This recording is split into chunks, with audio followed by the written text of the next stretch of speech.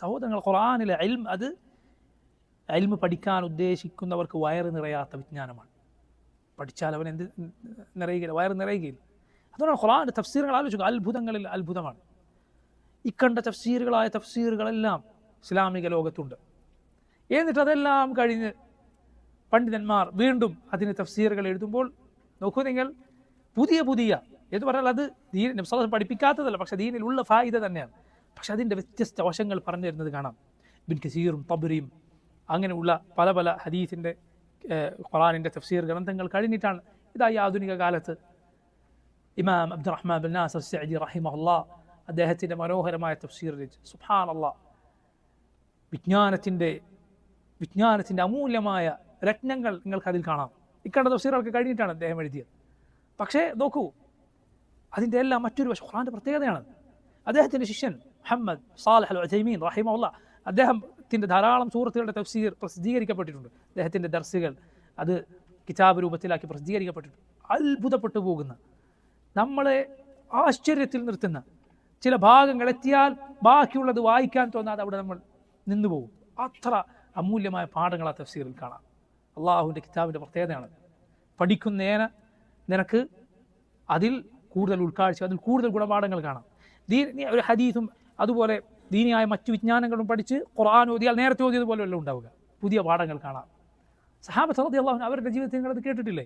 സ്വല്ലല്ലാഹു അലൈഹി വസല്ലം വഫാത്തായ സന്ദർഭത്തിൽ ഉമറുൽ ഖത്താബ് റളിയല്ലാഹു അൻഹു പറയുകയാണ്, അബൂബക്കർ സിദ്ദീഖ് റളിയല്ലാഹു അൻഹു വരുന്നു. ഉമർ പറയുന്നു, ഇല്ല, മുഹമ്മദ് സ്വല്ലല്ലാഹു അലൈഹി വസല്ലം മരണപ്പെട്ടു എന്ന് ആരെങ്കിലും പറഞ്ഞു വാൾ കൊണ്ട് വെട്ടും.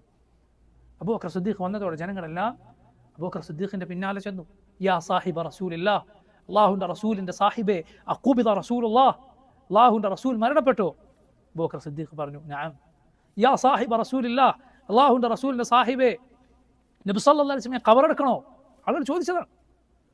കാരണം അവരിൽ മുമ്പ് ഒരു നബി വന്നിട്ടില്ല.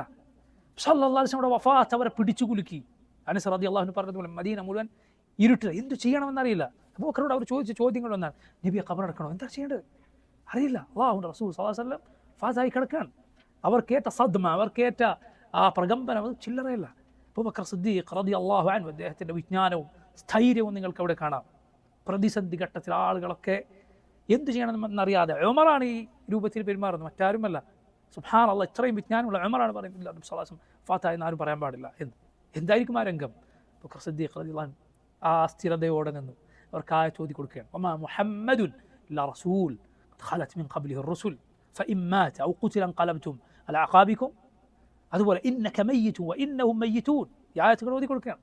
മുഹമ്മദ് സല്ലല്ലാഹു അലൈഹി വസല്ലം അല്ലാഹുവിൻ്റെ റസൂലുകളിൽ റസൂലാണ്. മുമ്പ് റസൂലുകൾ കഴിഞ്ഞു പോയിട്ടുണ്ട്. ആ റസൂൽ മരണപ്പെടുകയോ കൊല്ലപ്പെടുകയോ ചെയ്താൽ നിങ്ങൾ ഈ ദീനിൽ നിന്ന് പിന്നോക്കം പോകാനോ? അതുപോലെ ഇന്നക മയ്യിതുൻ, ഓ നബിയെ താങ്കൾ മരിക്കും, വഇന്നഹും മയ്യിതൂൻ, അവരും മരിക്കും. അബൂബക്കർ സിദ്ദീഖ് റളിയല്ലാഹു അൻഹു ഈ ആയത്ത് ഓതിയപ്പോൾ ആ ആളുകളെല്ലാം ഈ ആയത്ത് ഓതിക്കൊണ്ടിരിക്കുകയാണ്, ഓതിക്കൊണ്ടേയിരിക്കും. അപ്പോൾ അത്